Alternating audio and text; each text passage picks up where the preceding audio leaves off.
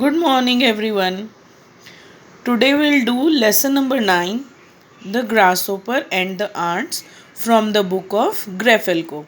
So, beta, read along with me. On a small hill, there lived many ants.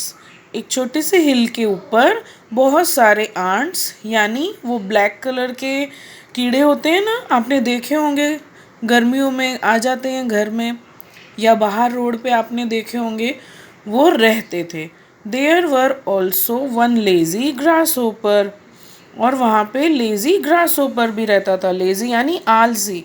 ये देखो आपको ants दिख रहे हैं, रेड कलर के भी होते हैं, ब्लैक के भी होते हैं, चींटियाँ भी होती हैं. देन यहाँ पे जो है, here is a grasshopper who use to stay there. एक लेजी ग्रास होपर था जो वहाँ पे रहता था. He always tease the ants about everything they did. वो क्या करता था?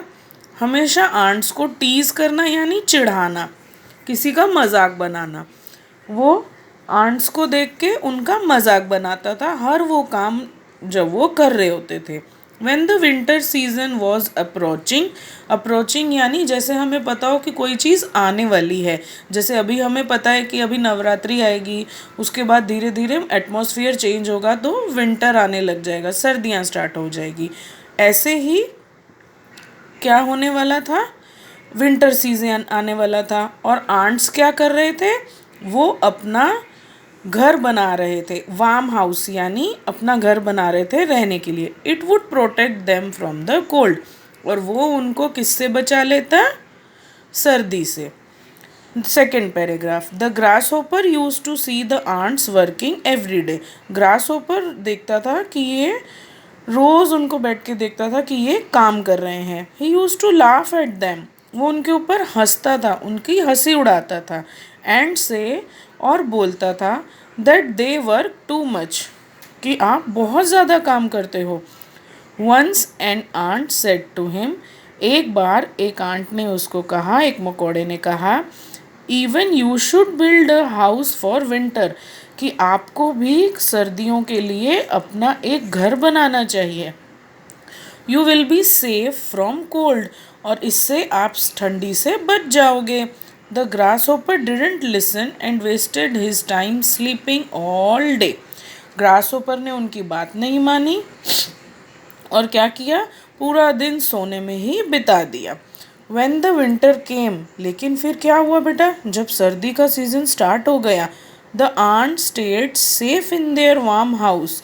आंट्स जो हैं अपने घर के अंदर जो बिल्कुल गरम गरम था उसमें वो आराम से सेफ थे. The grasshopper had no house. लेकिन ग्रास होपर के पास तो कोई घर ही नहीं था. So he had to stay in the cold. इसलिए उसे बाहर ठंड में ही रहना पड़ा. ही शिवर्ड अ लॉट. शिवर्ड करना यानी जब हमें ज़्यादा ठंड लगती है तब हम कप कप आते हैं ना, तो उसे बोलते हैं शिवरिंग करना. शिवर्ड अ लॉट. और उसे ठंड लग रही थी तो वो भी कप कप आ रहा था. The ants felt sorry for him. Ants को क्या लगा कि चलो कोई बात नहीं, बेचारे को कितनी ठंड लग रही है. उन्होंने उसको माफ़ कर दिया. And allowed him to stay with them for some time. और उन्होंने उसको अलाउ किया कि कुछ दिनों के लिए हमारे साथ रह लो. The grasshopper thanked the ants and promised them never to be lazy again. तो grasshopper ने क्या किया? उनको थैंक यू बोला और प्रॉमिस किया कि अब मैं आलस कभी नहीं दिखाऊंगा. Now we'll do the exercise. Answer the following question. Number 1. Why did the grasshopper tease the ant? Grasshopper क्यों उन्हें चिढ़ाता था? The grasshopper teased the ants about everything they did. वो उन्हें चिढ़ाता रहता था. क्यों? क्योंकि हर वो काम जो वो करते थे उसको देख के वो उनको चिढ़ाता ही रहता था. और खुद क्या था? बिल्कुल lazy. Why were the ants working so hard. Ants इतनी मेहनत क्यों कर रहे थे? तो क्यों कर रहे थे बेटा आंट्स इतनी मेहनत? क्योंकि आगे क्या आने वाला था? विंटर सीजन आने वाला था. तो वो क्या बना रहे थे? अपना घर बना रहे थे. The ants were building the house for winter, so they were working hard. Question number 3. What happened to the grasshopper during winter? grasshopper को क्या हुआ सर्दियों के टाइम में? grasshopper क्या कर रहा था? शिवर कर रहा था, कपकपा रहा था. The grasshopper shivered a lot during winter. Now question number B. Circle the odd one. तो ये तो आप सबको पता ही चल गया होगा कि अभी कैसे करते हैं. वर्ड्स पढ़ते हैं, फिर उसमें से हम जो ऑड होता है, मैच नहीं करता है दूसरे वर्ड्स के साथ, उस पर हम सर्कल करते हैं. Now let's start. First, winter, summer, day, monsoon. तो which word is odd? Yes, day. Second, ant, lion, grasshopper, butterfly. Which word is odd? Yes, lion. House, car, hut, igloo. Then the odd word is car. Now in question number C, what you have to do, correct the order in numbers. आपको क्या करना है? उल्टा सीधा story लिखी हुई है, हमको उसको करेक्ट ऑर्डर में करनी है. वही स्टोरी है जो अभी हमने पढ़ी है, तो उसका करेक्ट ऑर्डर आप देख सकते हो, मैंने लिखा है. ठीक है. Now our explanation is completed. I hope each and everything is clear to you.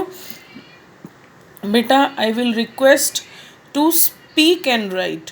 बोल बोल के लिखो. I request the parents also, those who are watching the video, to help your children while they are reading and writing. This will improve their reading skills and also help them to remember the answers.